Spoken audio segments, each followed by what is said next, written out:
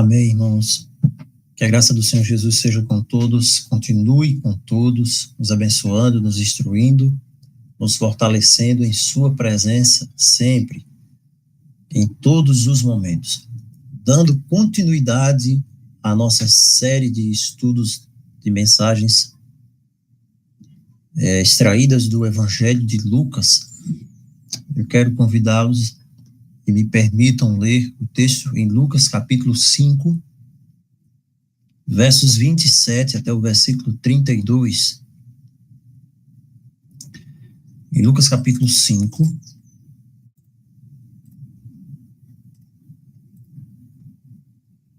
o texto para a mensagem desta manhã encontra-se em Lucas capítulo 5, versos 27 até o 32, e nos fala sobre a conversão de Levi e Mateus.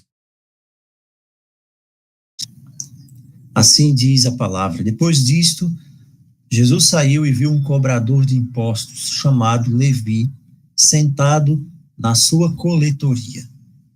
Então disse-lhe Jesus: segue-me. E Levi levantou-se e deixou tudo e o seguiu. Depois, então, Levi ofereceu-lhe um grande banquete para Jesus em sua casa, e uma grande multidão de cobradores de impostos e outras pessoas comiam com eles. Mas os fariseus e os mestres da lei, que pertenciam à sua seita, queixaram-se aos discípulos de Jesus, dizendo: por que vocês comem e bebem com cobradores de impostos e pecadores? Mas Jesus respondeu-lhes e disse: não são os que têm saúde que precisam de médico, mas sim os doentes. Eu não vim chamar os justos, mas os pecadores ao arrependimento.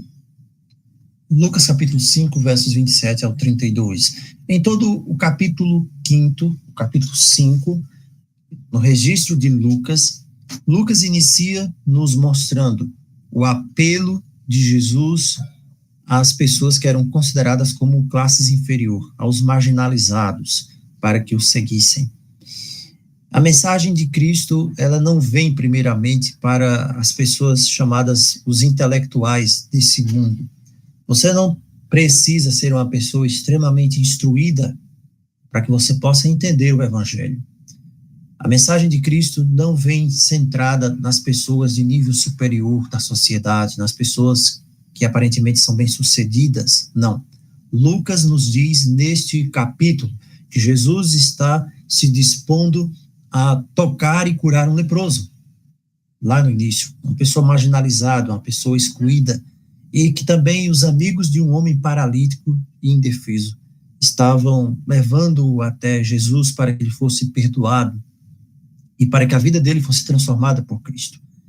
Então agora nós chegamos em Levi, e Levi era um homem tido, e devia ser realmente um bandido, um traidor, era um cobrador de impostos, ele era desprezado até pelo seu próprio povo, e esse homem se torna um dos discípulos do nosso Senhor Jesus. Então, os cobradores de impostos, a primeira coisa que nós devemos extrair dessa manhã do texto e de tantos outros textos, como o texto de Zaqueu, é que os cobradores de impostos eram pessoas desprezadas.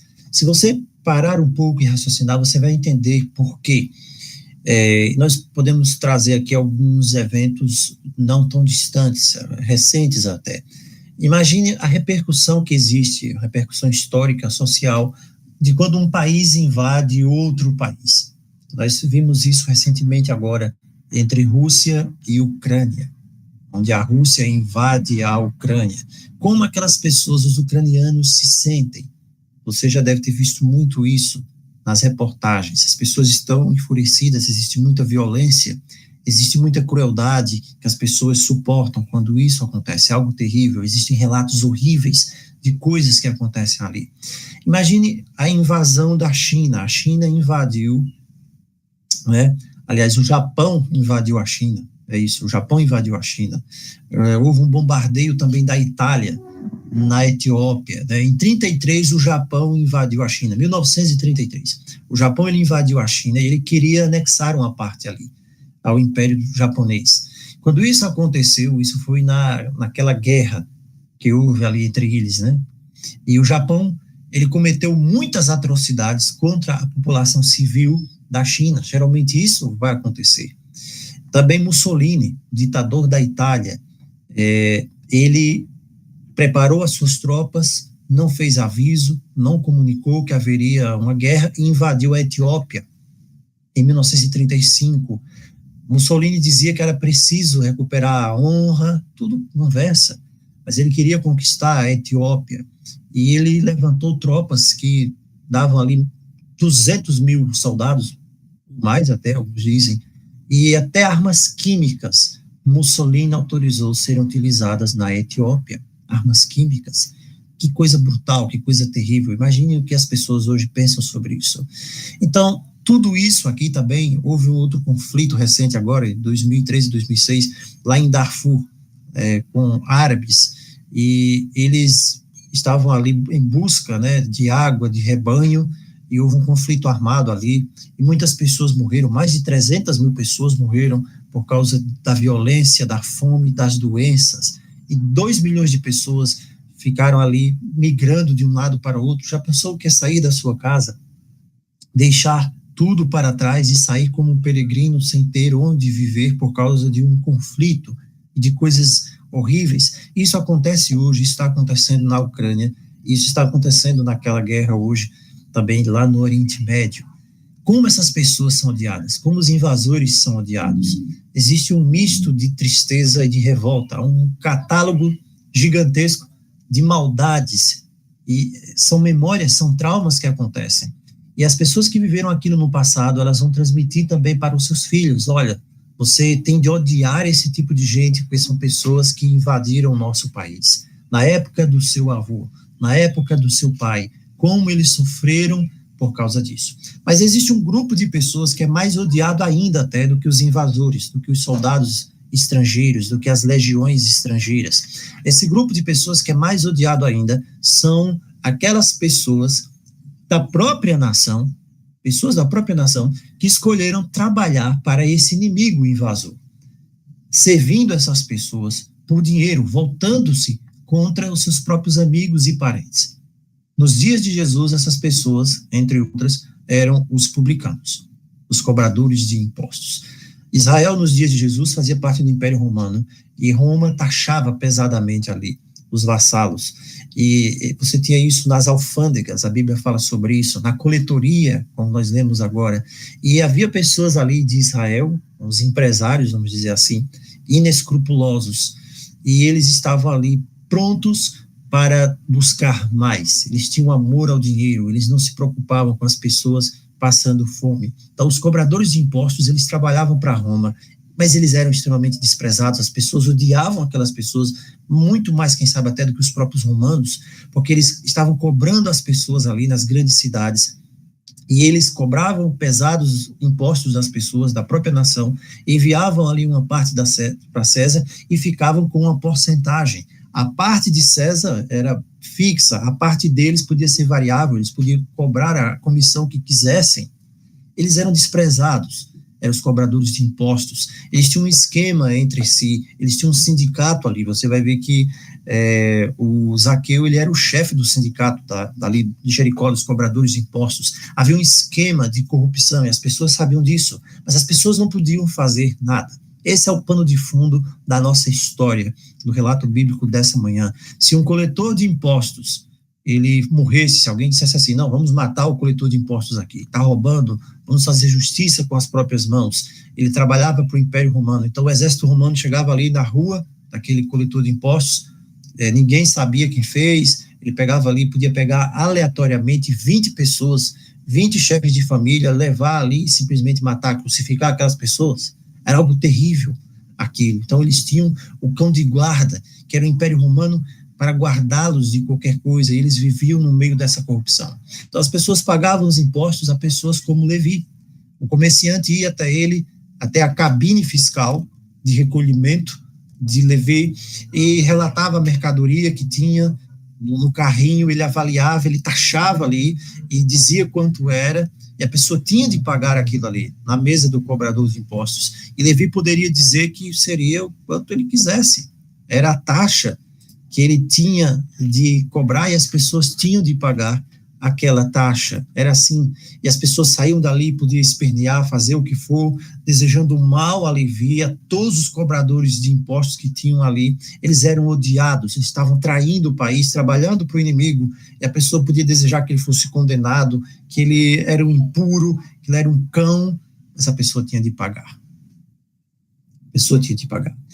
E esse é o personagem secundário da nossa mensagem da manhã, Levi e Mateus, porque o personagem central sempre será o Senhor Jesus.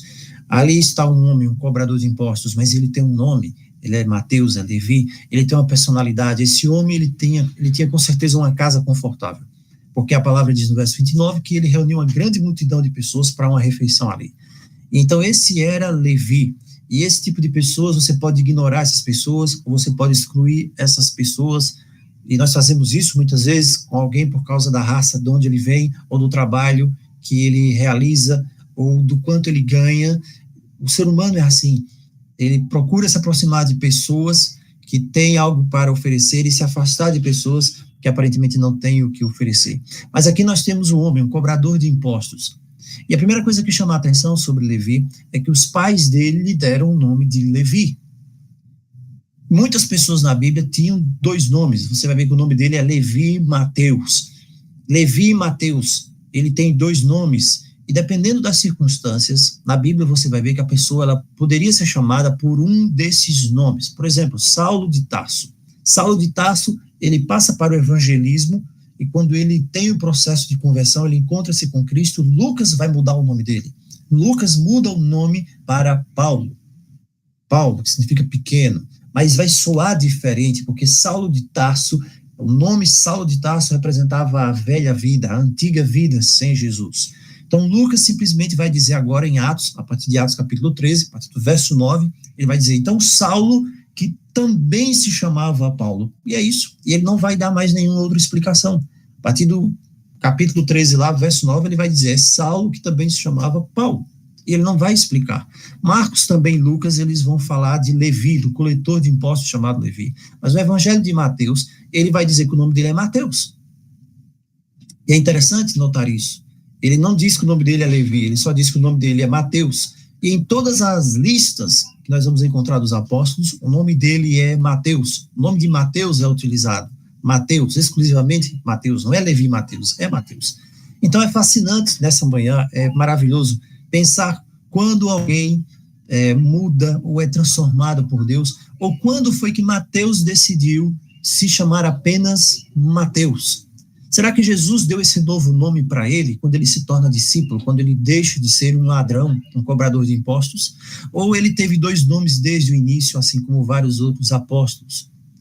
Não há dúvida de que Levi é Mateus. O nome do pai de Mateus era Alfeu, a Bíblia fala sobre isso. Mas ele recebe esse nome é judeu, é judaico, é hebraico, é Levi. Levi era um dos filhos de Israel, e havia a tribo dos levitas, eles eram os cantores, eles eram sacerdotes, mas esse Levi aqui, especificamente, ele servia a Mamon, ele servia ao dinheiro, ele não servia ao Senhor. O que é importante nessa manhã é saber que Jesus convocou Levi. O leproso vai até Jesus, verso 12, o paralítico é levado até o Senhor Jesus, mas nosso Senhor, a palavra diz, ele saiu, e quando ele saiu, ele viu um publicano sentado na sua coletoria, verso 27. É o Senhor quem toma a iniciativa, é o Senhor quem vai até o escritório de Levi, é o Senhor quem se revela a Levi.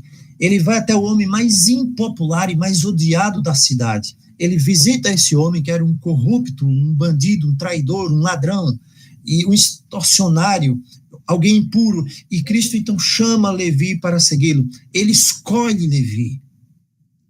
Quem sabe, ao ver Jesus fazendo essa escolha, Pedro, ou João ou Tiago disseram, por que ele está escolhendo? Quem sabe agora Jesus não fez uma boa escolha, mas ele fala com Levi de uma maneira especial que transforma toda a maneira de viver. E Levi deixa tudo e ele segue a Jesus. Havia muitas pessoas justas Havia muitas pessoas religiosas em Cafarnaum naquele dia. Havia pessoas boas, havia bons guardadores da lei, havia pessoas com Bíblia inteira decorada na mente, que recitavam o Salmo 119 sem esquecer um verso.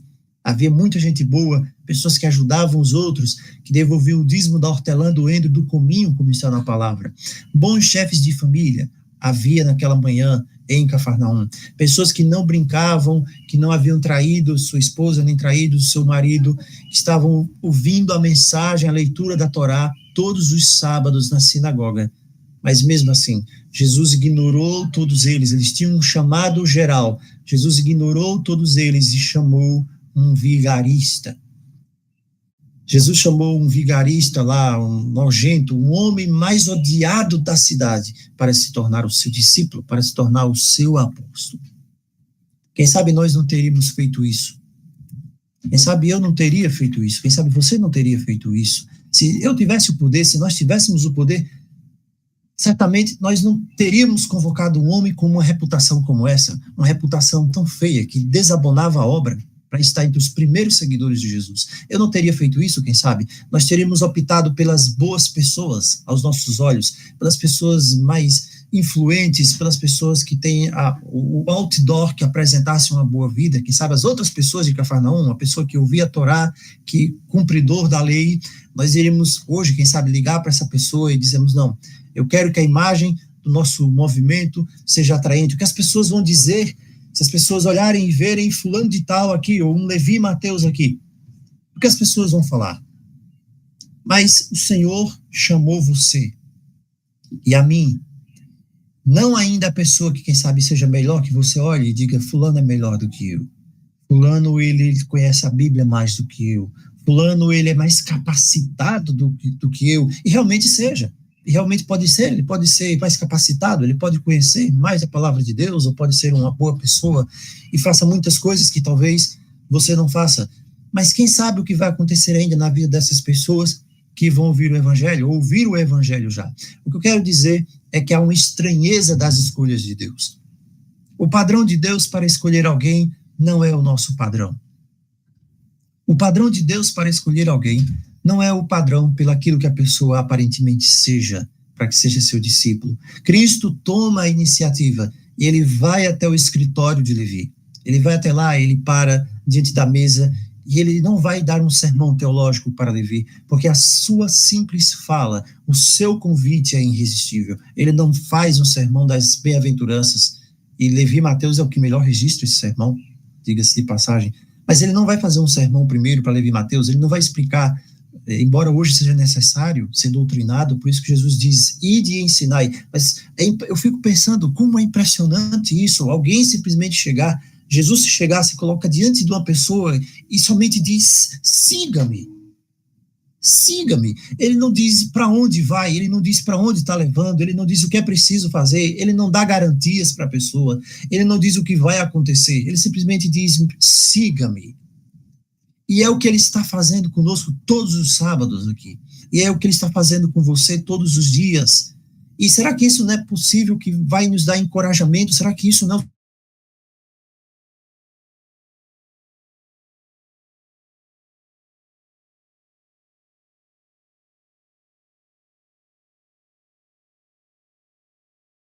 Caiu, irmão.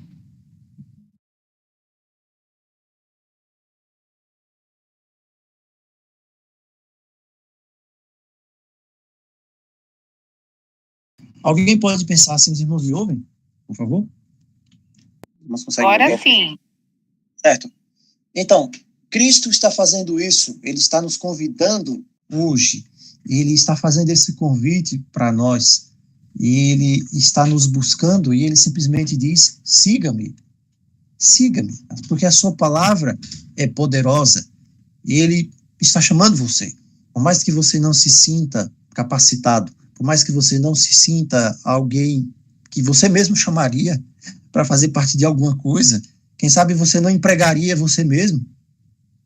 Se você tivesse uma empresa, não me empregaria, eu não confiaria em mim mesmo. Mas veja, Jesus hoje está chamando você. E nós podemos pensar, não, mas isso não é para mim, eu preciso deixar isso lá para frente, eu preciso deixar isso, sei lá, para o final da minha vida, quando eu já tiver vivido tudo, quando eu já tiver feito tudo que eu preciso fazer. Não pense assim. Quem sabe eu posso pensar, essa congregação, essa reunião, esse grupo não me pertence, tem pessoas muito melhores do que eu, pessoas justas, pessoas que vivem uma boa vida, e você não precisa se concentrar na vida das pessoas, você precisa se concentrar em quem chama você. E Jesus está nos chamando, e não devemos fazer isso, nós não podemos errar assim, colocar a nossa visão nas pessoas. Ninguém é chamado por causa da sua bondade, você não é chamado porque você é bom, pelo contrário, você não é bom. Nós não somos bons. Você é chamado porque quem lhe chama é o Senhor, e o Senhor é bom, não por causa de alguma justiça que nós fazemos, mas porque Ele nos chamou, porque Ele nos amou primeiro. É por isso que Paulo escreve para os Coríntios, em 1 Coríntios capítulo 1, capítulo 1, versos 26 e 31, ele diz, irmãos, parem um pouco e olhem a situação de vocês. Pensem no que vocês eram quando vocês foram chamados, e aqui o Senhor Jesus está chamando. E Paulo está dizendo, poucos de vocês eram sábios segundo os padrões humanos, muito poucos. Poucos eram influentes, poucos eram de origem nobre, nasceu numa família rica. Não, mas Deus escolheu as coisas loucas do mundo para envergonhar as sábias. Aquelas coisas loucas que o mundo olha e diz, isso é loucura, fazer isso é loucura, crer nisso é loucura, andar desse jeito é loucura. Deus escolheu essas pessoas que creem nas loucuras de Deus. Deus escolheu as coisas fracas do mundo. Você não seria chamado, você não seria habilitado num curso tal, para fazer isso, porque existem pessoas mais habilitadas, mais fortes, mas Deus escolheu você para envergonhar esses que são fortes. Deus escolheu as coisas humildes, as coisas desprezadas. É assim que Deus trabalha. É por causa dele, do Pai, que você hoje está em Cristo. 1 Coríntios, capítulo 1, versos 26 a 31, é isso que Paulo está dizendo.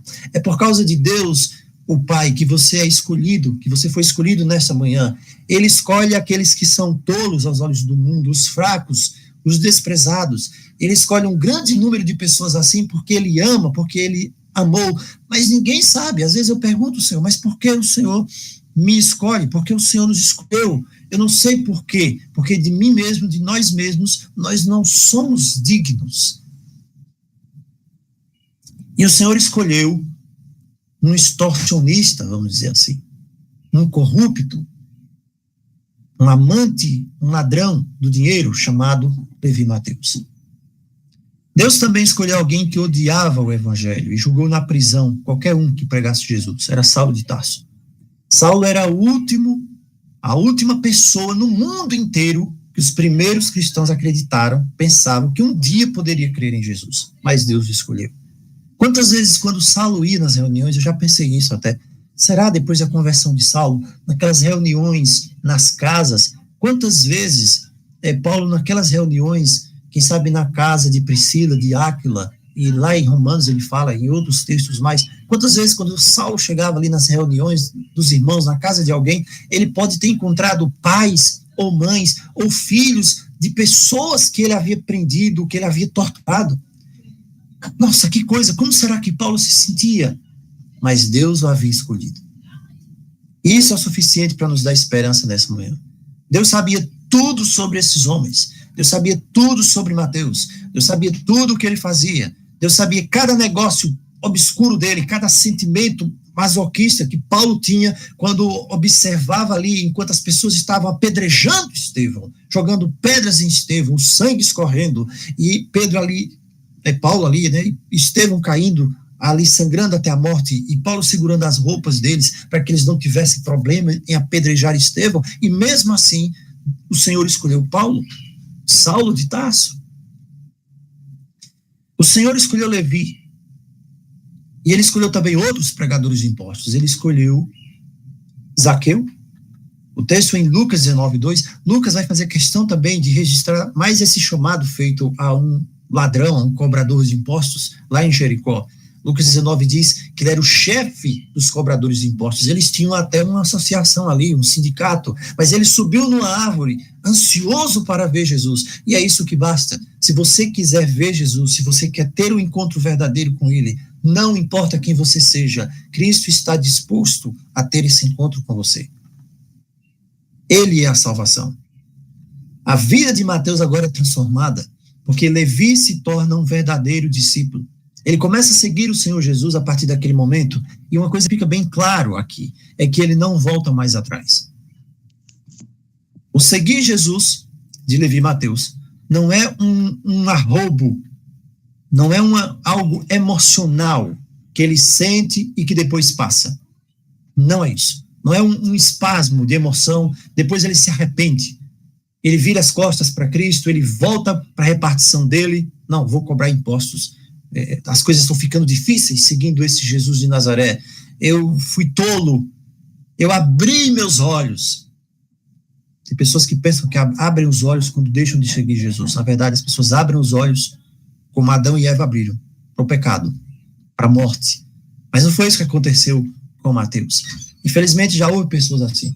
Existem pessoas assim. Eles ficam entusiasmados com o tempo e depois desistem de seguir a Jesus. Então, algumas pessoas podem ser atraídas por Jesus, mas na verdade não foram atraídas para Jesus, foram atraídas para o pastor que pregou. Algumas pessoas foram atraídas por causa da mensagem daquele pregador, ou porque aquele pregador falou palavras emotivas que tocaram no coração dela. E tem pessoas que seguem o pastor e seguem o pregador, e a pessoa, na verdade, não teve um encontro com Jesus, teve um encontro com um homem, teve um encontro com um pregador, e a pessoa está disposta a repetir aquilo que ele faz. Tem pessoas que fazem assim: sou da igreja de fulano, sou da igreja de Beltrano. É influência humana. Isso aconteceu até com o famoso aí, há um tempo atrás, Bob Dylan, aconteceu isso. Uma experiência emocional, durou um pouco, depois não, desistiu. Então, como eu posso ter certeza que eu encontro a Cristo? O que é que aconteceu de diferente com Levi? O que aconteceu com ele? Primeiro ponto, como é verdadeiro? Você quer saber se a sua experiência com Jesus é verdadeira? Faça como Levi fez. Primeira coisa que Levi fez, ele deixou tudo. Ele deixou tudo. Levi era um homem muito rico. Esse é o primeiro ponto. Levi, ele tinha mais dinheiro do que todos nós aqui juntos. E mesmo assim, ele abandonou tudo para seguir ao Senhor Jesus. Levi, ele virou as costas para tudo que ele tinha de riquezas. E o Senhor está nos lembrando nessa manhã que absolutamente nada pode ficar entre ele e nós. Existe alguma coisa que está impedindo? Existe alguma coisa que está ficando entre Deus e você nessa manhã? Existe alguma coisa? Será que é a sua casa ou o seu carro do ano? Será que é alguma coisa que você vê na TV, a sua série favorita, na Netflix? Será o seu trabalho? Será a sua incredulidade? Existe alguma coisa? Levi não permitiu que nada, nem ninguém, nem coisa alguma ficasse entre ele e o Senhor Jesus. Se você tiver alguma coisa, alguma divindade menor na sua vida, que você devote a sua aflição, um Deus menor, chegou a hora de você destruir isso da sua vida. Vamos destruir isso agora, totalmente. Separe isso. Coloque isso para baixo. Chegou a hora de destruir os seus ídolos. Chegou a hora. Comece a minar esse alicerce.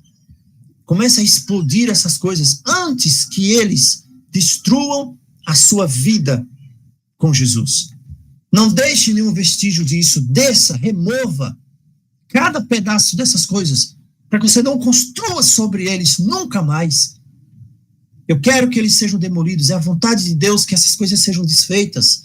Como se fosse uma grande bola de ferro ali usada para demolir pelo um guindaste. Que isso se choque contra esse ídolo que existe hoje na sua vida. Se choque quantas vezes for preciso. O poder da palavra de Deus, o poder do Espírito de Deus, continue se chocando até que o seu ídolo seja irrepreensivelmente quebrado em 1000 pedaços e jamais possa ser usado outra vez, jamais possa ser reconstruído. Mesmo assim, se você não terminou esse trabalho de demolir isso na sua vida, você precisa continuar lutando. Você precisa continuar tentando até o fim, por mais difícil que seja, por mais que seja árduo, por mais que você não goste não goste de fazer isso, mas você precisa fazer. Você tem de continuar, você precisa continuar, porque senão um belo dia, isso vai destruir a sua vida. Isso é seguir a Jesus. Não é simplesmente chegar a falar de boca, eu estou seguindo a Jesus hoje. Você precisa desfazer do ídolo, ou dos ídolos, ou dos muitos ídolos que existem hoje ainda na sua vida. Deus está falando de arrependimento. E tudo isso é simplesmente uma linguagem metafórica para falar de arrependimento, arrependimento genuíno, completo. Não deixe nada do ídolo que você adorou um dia. Nada disso. Lembre de Abraão. Abraão teve de deixar Ur, a região que ele morava, Ur dos Caldeus, para obedecer a ordem de Deus. Ele deixou um lugar que ele conhecia, ele deixou um lugar que ele amava, ele partiu para uma longa jornada rumo a um desconhecido. Acreditando nisso, que o Senhor que ordenou nunca o abandonaria. Tiago e João tiveram que deixar o pai e o negócio da pesca. Os tessalonicenses abandonaram os ídolos para servir o Deus vivo. Não há uma vida com Cristo sem renúncia. E essa é a parte difícil da palavra, essa é a parte difícil, porque nem todo mundo, nós não estamos dispostos a renunciar.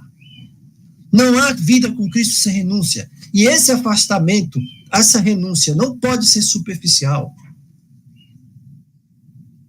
A gente pode não fazer uma mera rejeição pública. Estou deixando isso. No dia do batismo. Mas Deus conhece o nosso coração. Nós temos de abandonar todo pensamento egocêntrico, todo pensamento mundano. É preciso que o Espírito de Deus mude tudo de uma forma total. Qualquer que tenha sido as nossas prioridades, as suas prioridades até hoje, é preciso que essas coisas sejam abandonadas. Por que será que você vive? Você vive por dinheiro? Ou você vive por causa das drogas? Ou você tem vivido para o esporte apenas? Ou você tem vivido para a música? Ou você tem vivido para os prazeres desse mundo?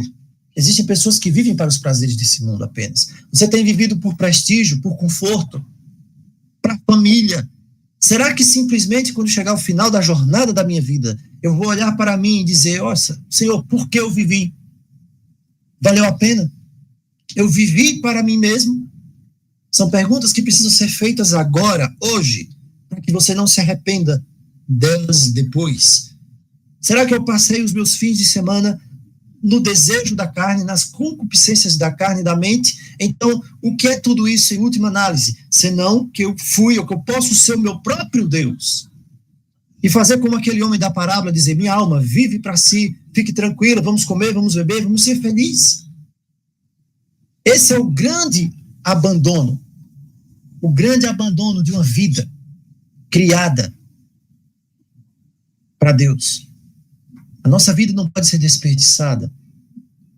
E por isso que Levi Mateus deixou tudo. Ele deixou tudo e seguiu o Senhor. O Senhor estava exigindo que ele abdicasse da soberania própria que ele tinha sobre a vida de luxo, que ele negasse a si mesmo, se tornasse um seguidor de Cristo, obcecado por Cristo, centrado em Cristo. As pessoas podem questionar, você é sincero? É um problema para você? É um problema para mim ganhar a vida eterna? Mas Cristo está nos lembrando nessa manhã que só há uma maneira da vida eterna. Você precisa destruir os ídolos. Tudo que você pode ter servido até hoje, renunciar a todo um modo de vida antigo. Segundo ponto, Levi seguiu a Jesus. O Senhor disse, segue-me. Segue-me. Esse é o comando de Jesus. Fé e arrependimento. Vire as costas para tudo que você viveu. Isso é arrependimento. Então você segue a Jesus. Naquilo que ele determina. Você começa a viver como ele viveu, na maneira como Jesus tratava as pessoas, você começa a se espelhar naquilo. Pedro escreveu que Cristo nos deixou um exemplo. E que nós devemos seguir esse exemplo. Siga-me. E você se torna meu servo. Submeta somente aos meus ensinamentos, porque eu sou o grande profeta. Curve sua vontade aos meus mandamentos, eu sou o grande rei. Busque os méritos do meu sacrifício, porque eu sou o grande sumo sacerdote, e Cristo é o centro. Você está seguindo a Cristo assim? Estou seguindo a Cristo assim? Siga Cristo, esse é o tema desta mensagem, siga a Jesus. Se não agora, quando? Se não é você, quem será? É para você que essa palavra é dirigida. Para ser salvo, você precisa crer no Senhor Jesus Cristo, confiar-se a Ele, olhe para Ele, junte-se a Ele pela fé. tudo gira em torno dele, o perdão, a misericórdia. Então você vai seguir Jesus no bom momento, no mau momento, sempre buscando a ele, sempre fazendo a sua vontade. Não basta só confiar a ele, é preciso ter a fé, e essa fé vai levar você na mudança de vida. É a fé que salva, e essa fé que salva é vista na submissão de toda a sua vida ao Senhor Jesus. Jesus diz que ele pode nos levar a Deus, ele pode levar você a Deus se você seguir. E aí você vai estar entre o rebanho que segue o bom pastor. Ele é o professor, ele é o protetor, ele é o líder, nós seguimos a ele. É o caminho rigoroso, é o caminho estreito, não é o caminho mais fácil, mas só há esse caminho. Não adianta você se esconder do impulso da palavra quando ele diz, segue-me. E você pode dizer, algumas pessoas podem dizer, sim, eu sigo a Jesus, mas conversão é uma experiência pessoal. E é verdade, conversão é experiência pessoal. Mas muitas pessoas têm entendido errado sobre isso. É uma experiência.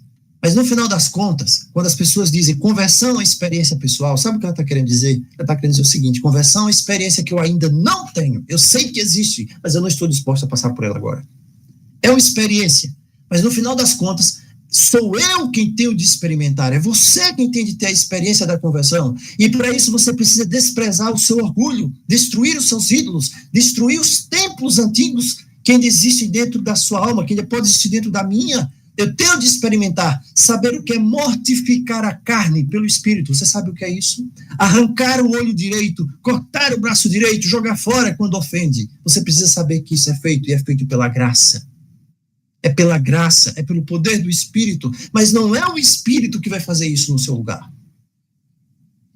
O Senhor Jesus suportou o juízo em meu lugar, em seu lugar, mas o Espírito não faz a mortificação em seu lugar, em meu lugar. Ele fortalece a mim, ele fortalece você para fazer. Ele vem ao seu lado e lhe capacita. Você tem que mudar o seu estilo de vida? Tem. Eu preciso mudar o meu estilo de vida. Você tem de seguir ao Senhor. Não basta apenas pensar e saber que tem de passar pela porta estreita. Você precisa trilhar o caminho estreito, porque saber é muito fácil. Saber é muito fácil, e todos souberam, todos sabem, mas na hora de trilhar o caminho estreito na prática, nem todos estão disponíveis para fazer isso. Siga, eu seguirei. Tem o hino que diz, eu te seguirei, Jesus, mesmo que eu enfrente sofrimento, em qualquer lugar, em qualquer situação. O outro ponto sobre Levi é que Levi convidou todos os que ele conhecia para se encontrarem com Jesus.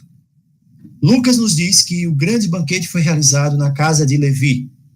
Marcos também nos diz que foi na casa de Levi, o grande banquete. Mas quando o próprio Levi vai escrever sobre isso no seu evangelho, lá em Mateus, quando Mateus escreve seu próprio relato da sua própria conversão, ele diz que a festa aconteceu em uma casa. Você percebeu aqui?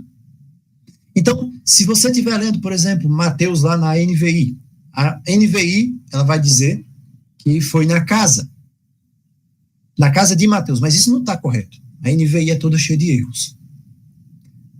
Não está no texto grego original. Uma casa foi o que escreveu Mateus. A festa foi em uma casa, o banquete foi em uma casa. Mas Lucas e Marcos dizem que a casa é de Levi. O banquete é de Levi, é de Mateus. Então você veja aqui por que ele não escreveu que foi na própria casa dele. Você tem um homem aqui que antes era arrogante, que era ladrão, que era extorsionário, que era corrupto, o homem que havia se vendido, a pessoa menos indicada para ser um discípulo do Senhor Jesus, e quando esse homem recebe o Filho de Deus na sua casa, ele escreve o relato, ele escreve o seu evangelho, ele entra na casa dele, come a sua mesa, mas Mateus nem mesmo conta, ele não tem coragem, ele não vai dizer que era na sua casa, que era a sua festa. A nova vida de Mateus é vista aqui nesse detalhe, ele não chama a atenção para si mesmo. Mateus não está chamando a atenção para ele, é a minha casa, é o meu banquete. Ele tira todo o foco de si e direciona para Jesus. O foco é Cristo, o foco é ele, não sou eu. Esse é o evento mais importante na vida de Levi Mateus. Mas ele é tão humilde na descrição aqui, que ele não fala que é dele. Se Levi hoje estivesse vivo, se Mateus hoje estivesse vivo, e fosse como alguns cristãos modernos por aí afora, quem sabe ele estaria nos talk shows, quem sabe ele estaria num podcast, ele estaria lançando a bibliografia, dando autógrafos, ali com um livro chamado, quem sabe, Minhas Aventuras com o Senhor Jesus, de coletor de impostos a apóstolo. Já pensou nisso? Seria um sucesso. Quem sabe filmes sobre isso, mas você não vê isso em Mateus. Ele deixou tudo, mas ele não vai dizer isso.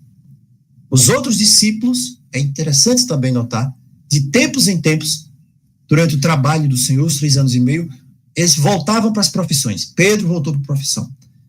João voltou para a profissão, voltou para ser pescador, mas Levi nunca.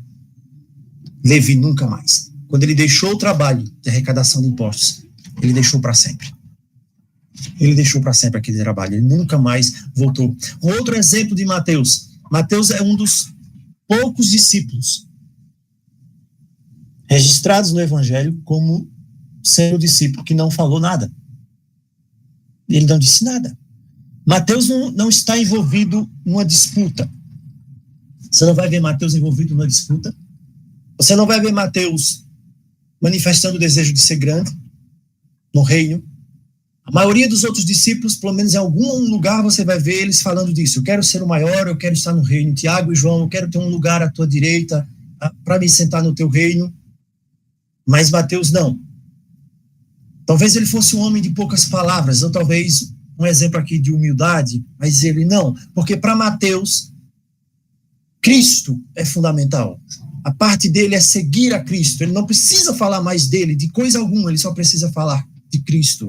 Ele escreve o Evangelho, ele precisa ouvir o que Jesus tem a dizer. Então é esse Levi que foi chamado pelo Senhor. Ele chama os seus amigos para casa. É a primeira coisa que ele faz, porque eles precisam encontrar o mestre. Depois ele escreve o primeiro evangelho, porque ele precisa falar de Jesus. Ele não precisa falar dele mais. Ele é libertado de todos os seus vícios, de todos os seus pecados. E ele está mostrando para os seus amigos a maior descoberta que ele poderia ter na vida dele. Estamos fazendo algo assim? Será que nessa manhã nós estamos fazendo isso? Será que o nosso coração ele fica tão cheio de Jesus que nós não esperamos a hora de poder falar de Jesus? Será que eu estou usando a minha casa para trazer alguém para falar de Jesus, conversar com os nossos amigos sobre esse reino que está chegando, o reino de Deus? Quantas oportunidades eu tenho tido? Nós temos os nossos amigos, o amigo da escola, nós temos o amigo da turma de formatura, o amigo que não vê há muito tempo. Quantos deles você tem falado de Jesus? Cristo pode pegar um cobrador de impostos e transformar esse cobrador de impostos em apóstolo. Cristo vai atrás de alguém que era odiado pela própria sociedade, quem sabe pela família, um ladrão, e ele chama e ele se transforma num apóstolo. Cristo transforma a vida de todos aqueles que ele chama. Mateus foi desprezado, mas ele foi levado a Cristo. Cristo chamou. E ele escreve o primeiro evangelho, escreve o Sermão da Montanha, com detalhes que nem Lucas escreveu. Ele está disposto a falar de Jesus. Outro ponto é que esse homem, ele ouve do próprio Senhor Jesus qual é o propósito da sua missão. Nos versos 31 e 32, os fariseus ouviram, eles viram o banquete acontecendo, e eles então dizem, nossa, por que esse homem está comendo com pecadores?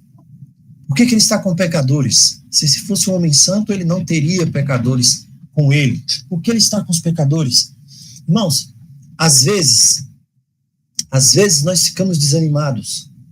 Isso pode ser natural para nossa condição pecaminosa. Muitas vezes nós pensamos, será que realmente eu sei o que é viver com Cristo? Será que a forma que as coisas estão sendo feitas está correta? Será que eu estou fazendo a forma certa? Mas quando Cristo vem e diz as palavras que disse aqui no finalzinho dos versos 32, eu não vim chamar os justos, mas os pecadores ao arrependimento. Isso precisa falar no nosso coração. O Filho de Deus deixou o Pai e veio até este mundo para fazer o que fez com Levi. E o que está fazendo com muitos de nós, para nos chamar pecadores, para mudar a nossa vida, para que nós possamos ter ciência de que nós estamos doentes e que ele veio para nos curar da maior doença de todos os tempos, chamada pecado. Então devemos nos arrepender. Arrependa-se, abandone qualquer ídolo, siga ele. E ele diz, não são os que têm saúde que precisam de médico, mas os doentes.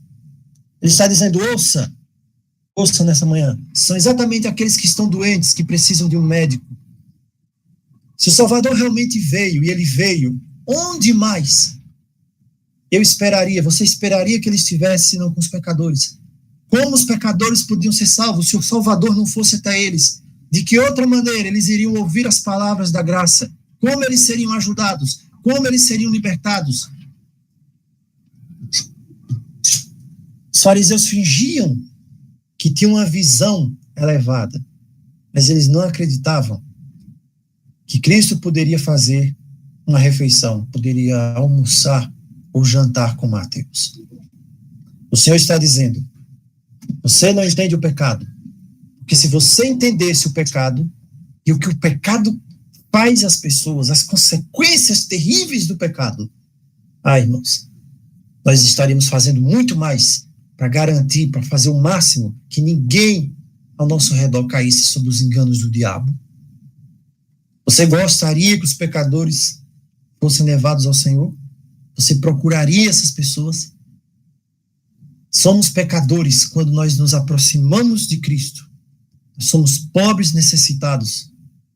Nós seremos pecadores até a graça, a última trombeta tocar, a nossa essência, embora não vivamos mais no pecado. É o sangue de Cristo que nos transforma. E o Senhor Jesus diz, eu vim chamar os pecadores ao arrependimento. Essa é a mensagem dele para você nesse momento. Eu vim chamar os pecadores ao arrependimento. Não há pecado tão horrível que coloque você ou a mim fora do seu alcance, que ele não consiga nos alcançar.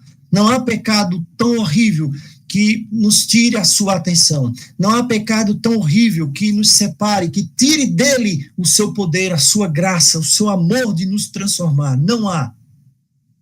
Eu posso dizer até nessa manhã, tudo bem, irmão, mas isso para pessoas normais, existem pessoas aí respeitáveis desse grupo nessa manhã, mas você não me conhece. E realmente, eu não conheço você, ou eu não conheço todos que estão aqui, não sei como você vive, não sei como você se comporta, como é a sua casa, o que você tem feito. Quem sabe eu esteja falando nessa manhã para alguém que possa dizer isso, você não me conhece, eu fiz um aborto. Meus pais não sabem que eu fiz um aborto. Eu escondi isso de todo mundo, eu fiz um aborto. E isso me machuca até hoje. Como você pode dizer que Cristo pode vir a mim e me perdoar? Mas Jesus diz, eu vim chamar os pecadores ao arrependimento.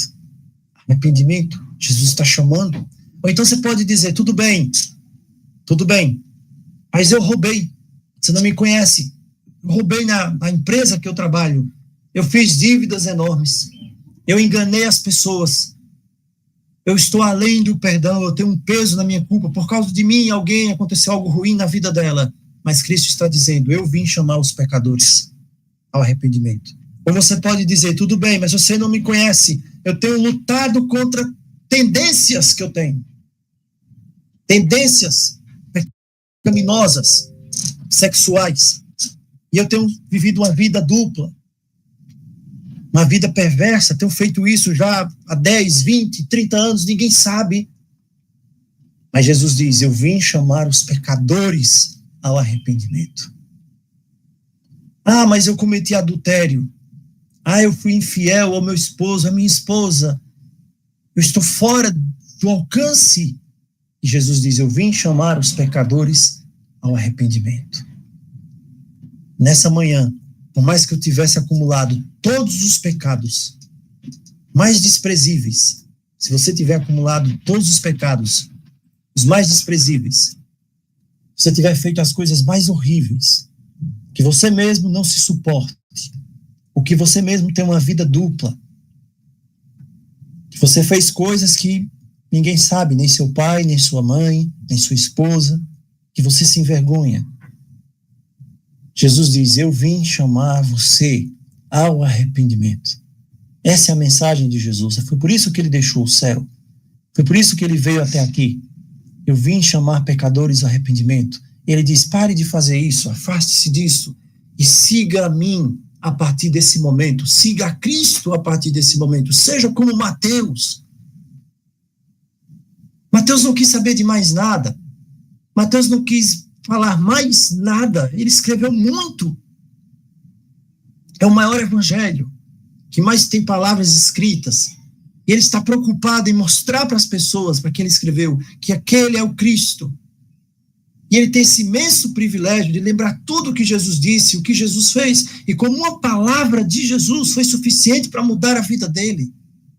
Deixe que Jesus faça isso na sua vida. Esse é o futuro que Jesus preparou para você, não o seu, não o que você pensa, não o que as pessoas dizem de você, não o que as pessoas falam, que você pode ser um derrotado, que você é uma pessoa que não tem salvação. Não olhe para isso. Jesus tem outro futuro para você. Esse é um modo de vida, é a alegria da salvação. Não há outro caminho. Só Cristo. Siga a Ele, busque a Ele. Ele veio chamar os pecadores. Esse é o chamado que Ele fez. Foi assim que Ele fez com Pedro. Quando Ele estava lá no lago de Genezaré, Lucas capítulo 5, voltando alguns versos atrás, no capítulo 5, Ele chama Pedro.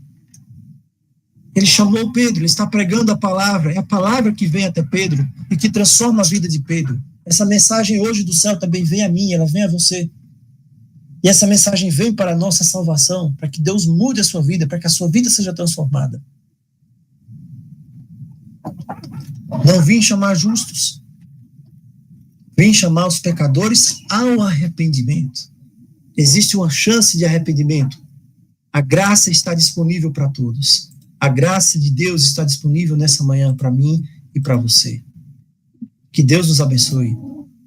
Que nós possamos fazer como Mateus, não importa onde você esteja.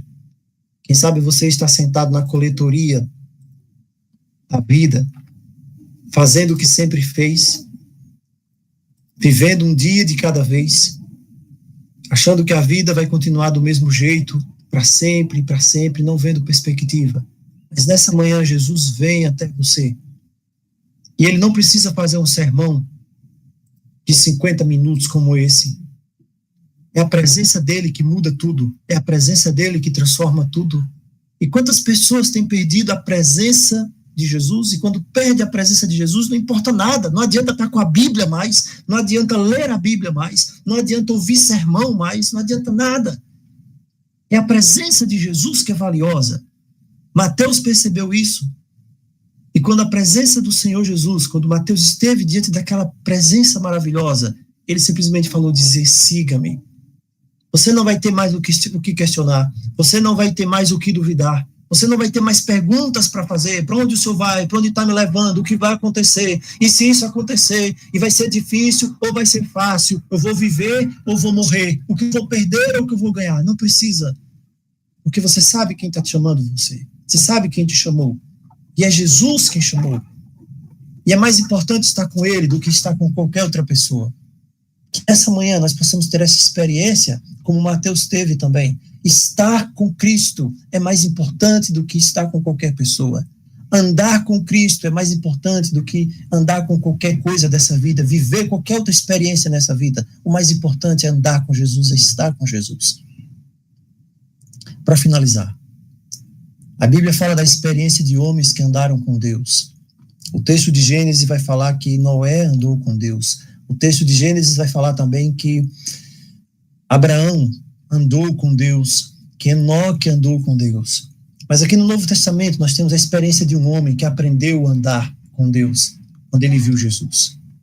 Quando ele viu Jesus, ele teve a experiência que Enoque teve. Quando o Senhor chamou ele, o Senhor não deu explicações, simplesmente disse, segue-me. E ele seguiu Jesus. Então, não é preciso explicações, não é preciso um sermão, não é preciso nada disso, é preciso Jesus. Quando Jesus se tornar o mais importante na sua vida, você vai segui-lo, não importa onde ele for, não importa se o caminho é difícil, não importa se o caminho tem espinhos, não importa se tem pedras, não importa se os seus pés sangrarem, o que importa é que você vai estar seguindo Jesus. Que nesse momento, o meu coração, o seu coração, que você possa clamar sinceramente e dizer, ó Senhor, eu quero te seguir também. Eu quero seguir ao Senhor. Não me deixe ficar para trás, Senhor. Aconteça o que acontecer. Por mais que os meus pés venham sangrar, por mais que o caminho seja difícil, houver escuridão, parecer, Senhor, que estou sozinho, que eu possa continuar te seguindo. O Senhor já passou por todos os caminhos difíceis dessa vida, para que quando eu estivesse passando também, o Senhor pudesse me ajudar. E o Senhor diz nessa manhã, não temas, porque eu estou contigo. Que nós não venhamos olhar, Senhor, para as circunstâncias ao redor, mas que nós possamos olhar para Ti. Que nós possamos, Senhor, ouvir a Tua voz, que é o mais importante. E que jamais, Senhor, por um segundo sequer, nós possamos sequer pensar em perder a Tua presença e andar sozinhos. A Tua voz nos diz, segue-me. E nós te respondemos nesta manhã, eu te seguirei, Senhor, onde quer que fores, assim como Mateus. Eu não preciso falar, eu não preciso gritar, eu não preciso querer mais nada, buscar posições, só queremos te seguir. E nós te suplicamos, Senhor, que nos conceda essa graça, nos conceda essa bênção. A maior coisa que um ser humano pode conseguir nessa vida é te seguir. E nós sabemos para onde estamos indo. Nós iremos em breve te encontrar nas ruas de ouro, antes nas nuvens do céu, para estar contigo para sempre. É o que nós te suplicamos nesta manhã. Pai, nós te suplicamos, Senhor, em nome de Jesus. Amém. Amém, glória a Deus. Amém, glória a Deus. Deus. Amém. Amém, glória a Deus. Glória a Deus. Amém, glória a Amém, Deus. Glória a Deus, Senhor. Amém, glória a Deus. Que a graça Glória do a Senhor Deus. Jesus seja com todos, abençoe a todos e até o nosso próximo encontro. Em nome de Jesus. Até mais. Ô,